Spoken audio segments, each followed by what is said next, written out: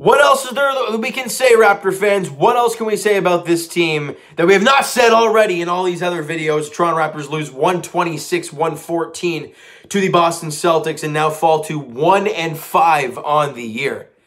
I mean, I'm going to come right out of the gate and say this is not a one-person blame game type of game. You're not going to sit here and say, well, this is this guy's fault or this is this guy's fault. No, this game was a complete, total team effort of a loss.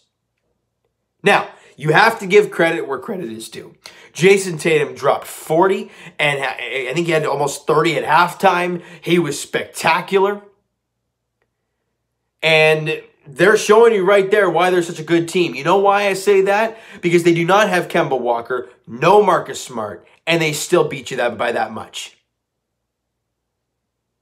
The Raptors look lackluster after the first quarter. I mean, that's the funny part. After you played a great first quarter. You're +9. You're making threes. Pascal makes 2 threes in the first quarter. Fred's got 3. And we're like, oh boy, this team's feeling good. You're +9 at the end of 1. But Raptor fans have seen this all season long to this point. All 6 games, even all, 9 games if you include the preseason. We have all seen this before. So what is this team going to do in quarter 2? Then what are they going to do in the second half? Well, it's exactly what Raptor fans were scared of seeing. The lackluster defense, the inability to make wide open shots or make any shots, period. And you're minus 24 in the second quarter. You go from +9 to minus 24. What the heck happened? It's not like you had halftime where it was a 15-20 minute rest. Excuse me, guys. You know, and they were able to get some momentum back out of the gate. No, it was just end of the first quarter, 5 minutes, and then here you go, here's the second quarter, and they come out flat. They can't make shots. They can't defend. Now, again, like I said off the top, you got to give it credit to Tatum because the guy is an absolute monster. But the Raptors didn't make any shots. Aaron Baines has been absolutely abysmal.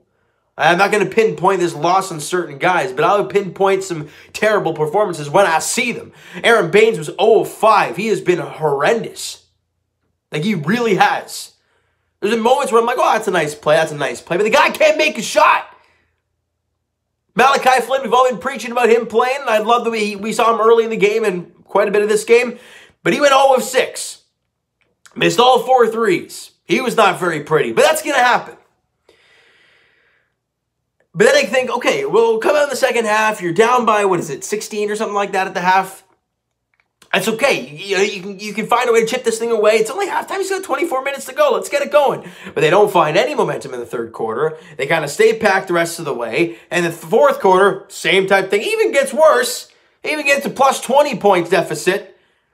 And then in garbage time, that's when the Raptors start to make a comeback when Tatum and Brown and guys like that are off the floor. And you got Boucher, you got Watanabe out there, you got Terrence Davis out there. And they're making some shots. They did cut it to 10 at one point. But then Brad Stevens is like, oh, no, this is not going to happen right now. Tatum, Brown, get back out there. And that's when I'm like, okay, well, it was fun while it lasted. And you lose by, what, it was 126, 112, or 114. Either way, you lost by double digits. And it wasn't pretty. It really was not pretty. One play in this game that really stuck to me is Fred VanVleet. He was one-on-one with a guy. I think the guy tried to cross him and go back to the three-point line. And Fred just kind of stood there. He didn't try to contest the shot or anything. And I'm like, Fred, the guy that's supposed to be the defensive wizard, great active defense, always glued to a guy, and he just kind of stood there. I'm like, Fred, what's that, buddy? And the guy made the wide-open shot. And I'm like, is this the type of effort we're going to see? Like, come on. I talked about that in a couple of videos ago when I saw Norman Powell, not caring about a free throw attempt or whatnot. And I'm like, hey, that's not the stuff you want to see. If you're a professional basketball team, trying to be good. And these are your better players doing this. Norman Powell, speaking of the devil, he was terrible again today too. 1 of 6. It's weird. Powell coming off the bench has been terrible. But when he starts, he's been great. And that dates back to last year as well. For the most part, he was pretty decent off the bench as well. But I don't know, guys. Today, I don't know what to say. I don't have answers. Okay, you could say go trade for James Harden. Well, what are they going to give up? Well, Pascal's everyone's yapping Pascal about how bad he is. Well, who's going to want to take him then? And if so, What are you going to have to add with it, right? It's like, is that even worth it? Is James Harden even going to work in this system? Is it worth it? You're 1-5. Is it a one-player fix? I don't know. Because it's a collective effort, a collective loss. And when you're 1-5, and you just got embarrassed by the Boston Celtics, not saying they're not a good team and you should have won and blah, blah, blah, but I'm saying without two of their key guys, you got slaughtered. You know, it wasn't even competitive after, 5-6 minutes into the second quarter. They went on like a 26-4 run or some stupid thing like that. You can't win ball games that way. And I don't know where this team's head's at. I thought Pascal Siakam played a pretty decent game in this one. If you look at the numbers, you know, I think he had 21 in the game, shot 7 of 15, you know. He had a couple threes. He was 6 of 7 from the line. Again, almost fouled out, but he didn't foul out. That's a positive, I guess. But I thought overall he wasn't all that terrible. There were times where he didn't look good and he forced some shots, but that's every player, right? You look at Kawhi Leonard yesterday with the Clippers. Was it yesterday? Against the Suns. The guy shot like 4 of 21, but he kept shooting tough shots. I mean, obviously that's Kawhi Leonard and this Pascal Siakam, very different story. But I look at a game like this and I'm like, you can't blame it on Pascal. You cannot blame it on one guy. This is just a collective team loss. But like I said, Aaron Baines, not good. He has given this team no production from the big man spot, and that's a problem. We talked about him possibly being, and I said it countlessly. I'm like, well, he's a better Marc Gasol. He has not been a better Marc Gasol. He has been probably worse than Marc Gasol, because at least Gasol is going to give you a solid defense, and Aaron Baines hasn't really done a whole lot of that. And he hasn't made shots either. He was 0 of 5 today. Hasn't looked very good. Quite a few of them were in tight tip shots, and he just misses them. Right? Terrence Davis, again, in garbage time for the most part, at 13 points off the bench. So that's good for him.